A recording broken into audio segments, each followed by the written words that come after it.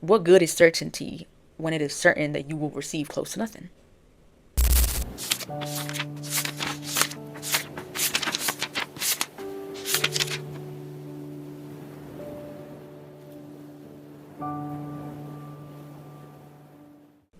All right, welcome back, wormlings. Whether you a new wormling or a wormling that's been here before, what's good? What's up? I haven't, posted a video in a minute. It's been a while. Got caught up on a whole lot of life, but I'm back, baby, again because life always ends up pulling me away one way or another, and then I end up coming back to this. So I'm here again. I guess I'll start off by saying, the video is going to be about today. I'm sure you'll already see on the thumbnail and the title, and then I'll go into some updates and then we can get into it.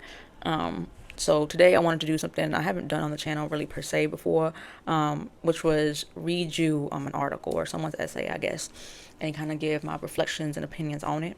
And the name of the essay today is called Afro-Indigenous Relations in a Reimagined Future by Kyle T. Mays. So I will get into that in a second. But before I do so, life updates. I guess I'll start off by, I feel like an obvious one going on with my mouth. I got braces. Yep, I'm brace face now. I have braces waxed on my teeth right now, so it makes it a little hard to talk, and it makes my mouth look extra puffier, even puffier than it was just with the braces already. But it gives me some comfort, so I'm like, fuck it, we just gonna look a little crazy here, a little gummy mouth every time we record and stuff. It's not the cutest, but it is what it is. My hair has also grown a lot. And it's in that phase where it's getting a little wonky, a little wacky, and I can't do nothing to make it look decent. So I'm just like, fuck it, I guess, we're do-ragging it then. So that's where I'm at with that. In this time that I've had, away from the channel, I've been really trying to figure out like what direction I want to go with this. And honestly, since the beginning, I kind of just want to do what I feel called to do, I've gone through a few genres, not only booktube, but booktube seems to be what like fits a bit for me right now. And in terms of booktube, I think that, you know, at this moment, you're going to see me probably put out a few different things until I kind of gather my footing again and see where I feel comfortable in this moment. Or maybe I just want to keep on playing around with it, you know what I'm saying? And that's okay. So, that's kind of, where the channel is headed, directed. I don't know. There's a lot of question marks in the air in terms of the future and what's next. But, that's life, ain't it? A whole lot. I don't know what the fuck I'm about to do or what's about to happen next. But that's okay. That's okay.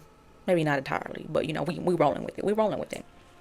And so this essay that I wanted to read here, my partner had actually sent to me like, I think last year. I think she sent it to me last year, and I'm finally getting around to it now because life's been a busy. And I also just kept forgetting about it. And I might put it up on the screen as I read it, while I'm editing. So maybe let me scoot over a little bit right now. It'll be in this little space, I think. And continuing on with the essay, I'll go ahead and start with that now. So, land back, Black Lives Matter, Indigenous sovereignty, reparations. These words should continue to shape our collective pursuit for freedom. But what does freedom look like for African Americans and Indigenous peoples? In the 2015 documentary, What Happened, Miss Simone, an interviewer asked singer-songwriter and musician Nina Simone, what is freedom? Pausing to think about all the oppression she had dealt with as a black woman, Simone responded, freedom is no fear. I remember being struck by that statement. I imagine being a black woman and living without fear. Envision what it would be like for black and indigenous peoples to live in a world that was free of violence and injustice. Freedom for black and indigenous peoples requires that we first use our power of imagination. At the forefront of these imaginings are young indigenous and Afro-Indigenous artists who are coming together in solidarity through creative collaborations. In the aftermath of the murder of George Floyd and the nationwide Black Lives Matter protests, the Seattle-based Yeehaw Indigenous Creatives Collective partnered with Afro-Indigenous artists to create a series of free online posters that celebrated black and indigenous unity. The partnership actively rejected the separation of struggles.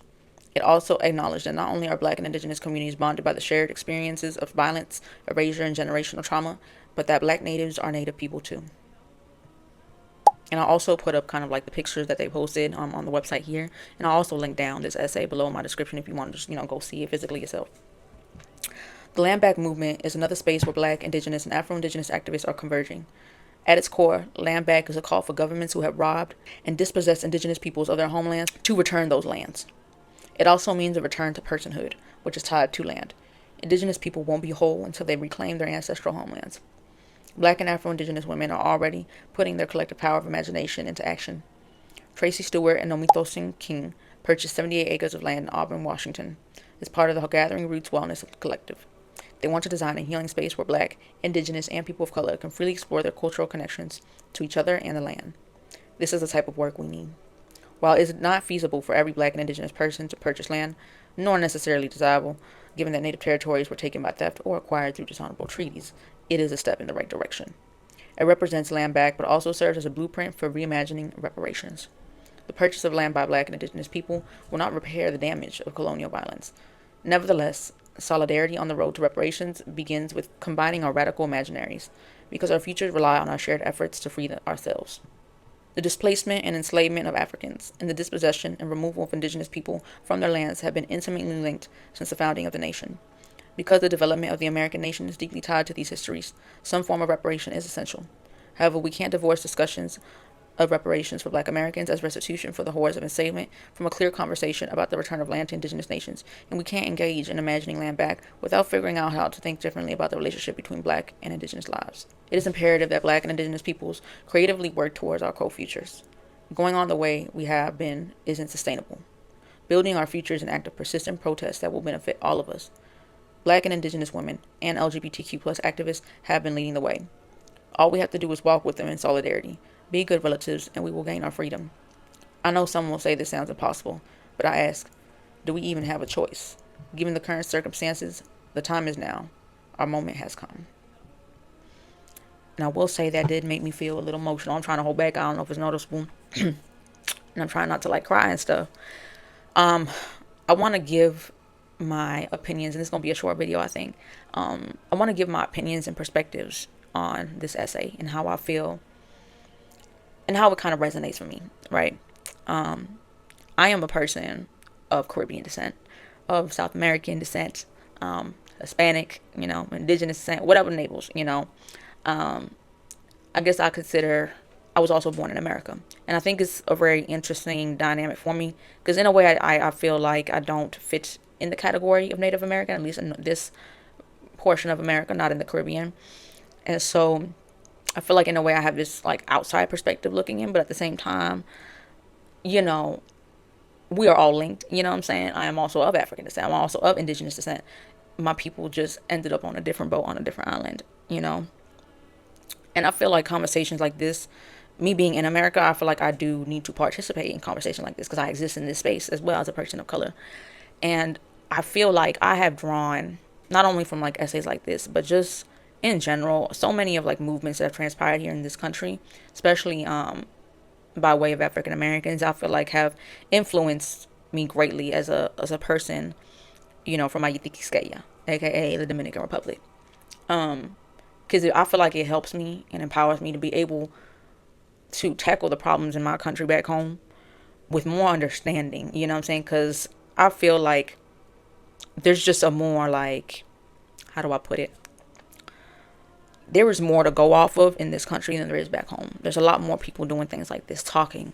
There's more people that are talking and are in discussion about these issues than I think back home. It obviously looks a little different. I wouldn't say the land back movement is a thing in DR. The majority of the population is of African descent, and notably of African descent, with a very small percentage being more notably of Indigenous presenting descent, even though really and truly we're Afro-Indigenous in that country. That is an Afro-Indigenous country. We also have our white people, there, people of European descent. A lot of us are mixed, but obviously we have, I think, a certain descent that takes over more than anything. And I feel like conversations like these, and I have these conversations with my partner all the time, looking at it in the grand scheme of things, especially just on the western side of the world, period. I've said it before and I'll say it again a million times. The way that we move forward is through unity, is through solidarity. That's where there's power. There's power in numbers, right? United, we are stronger.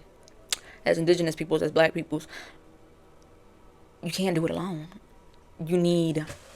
You can't do anything alone. You know what I'm saying? You can only get so much done by yourself on your own. I'm not saying, in this sense, not one individual person, but the same applies there. But you can get things moving and rolling when you can unite instead of divide different races, different cultures.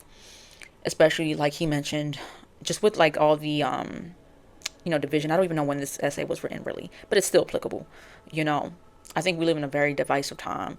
In a way, I'm relieved that more of the people on the opposition are making themselves very clear on who they are. I think it helps us to be able to parse out who we can trust better than who we cannot. I still feel like, I think that's a good thing, but at the same time, there's a lot of extra pressure going on. The oppression's like rolling, it's rolling back a little stronger. You know what I'm saying? It's a little more in your face than it was, I think, in the previous decade in certain ways. And I will say that when I see things like this, it does give me hope. Oftentimes, I will say I don't feel hope. I feel hopeless, because especially when you have certain, I think, interactions with people in your day to day, and so many people are just disconnected from themselves, disconnected from the cultures, and disconnected from the hope of a better future. I think a lot of people have lost the ability to imagine a better future. They've lost imagination. And that's kind of scary, It's kind of scary when you see so many people who cannot even imagine a better life for themselves singularly as a person, and even less as a collective. And so that's why I think so many people are just taking they just take what they can get, even if it's scraps. I think as brown and black people, that's what a lot of us are doing. We take scraps because a lot of us feel like, well, I'd rather have the certainty of receiving the scraps than the uncertainty of better or nothing at all, because that's a risk. It's the unknown. I think that's really the fear. Um, but to that I say, but to that I will challenge and say, what good is certainty when it is certain that you will receive close to nothing? That's kind of a bar. What good is it? And obviously apply that as you may, but on a collective level. Don't you deserve to live in a world with more peace, with more unity? Y'all don't think you deserve that? I think we do. Um, I think that's it. I think that's all I have to say about that.